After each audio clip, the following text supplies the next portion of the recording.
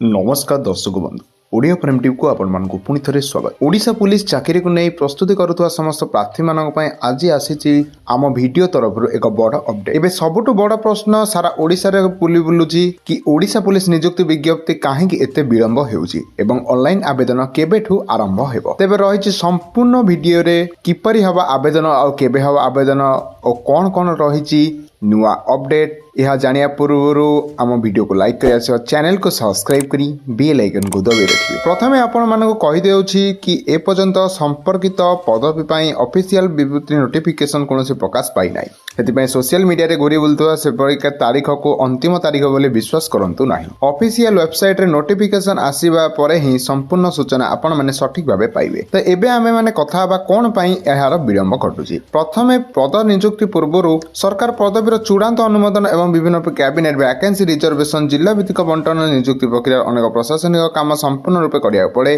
जहां आपण माने नोटिफिकेशन पैनल ले पूर्व देखि सारी थिले। एपंत 7000 पोस्ट आसीबार संभावना जहां नै सरकार सृष्टि करिथिले एक नुआ अपडेट, किंतु एथि जाय एहार कोनोसी ऑफिशियल नोटिफिकेशन प्रकाश पाई पारु नाही। किछि विशेष सूत्रटु जणा पड़िछि जे ऑफिशियल नोटिफिकेशन अगस्त मास शेष सुधा आसीबार चांस रहुछि। वर्तमान पर्यंत ऑफिशियल नोटिस न आसीबा जाए आपण माने जमारू व्यस्त हुंतु नाही। नोटिफिकेशन प्रकाश पाइला परे ऑनलाइन एप्लीकेशन लिंक खोला जिवो और सेही नोटिफिकेशन शेष तारीख योग्यता बयस सीमा चयन प्रक्रिया मध्ये स्पष्ट भाव दिया जिवो। सेति में प्रार्थी माने अपबाहर विश्वास न करी ऑफिशियल घोषणा को अपेक्षा करंतु एवं एहा स निजर दौड़ फिजिकल प्रैक्टिस लिखित परीक्षा प्रस्तुति पर नियमित भाव जारी रखंतु एवं सबुदिन आपण माने मॉक टेस्ट रे निजर स्कोर मध्ये देखंतु जहा द्वारा आपण मानकर परीक्षा केते दृढ़ भावे आपण देई परिबे ताहा आपण माने जानि परिबे। तेबे नोटिफिकेशन आसिया पर प्रस्तुति पय निहाती रूपे कम समय मिलिबो जहा नै आशा रहिछि। जे मुहूर्तर ऑफलाइन नोटिफिकेशन आवेदन तारीख परीक्षा तारीख कि नूतन नियम आसीबो सेही अपडेट माने आपण माने सर्वप्रथमे आमर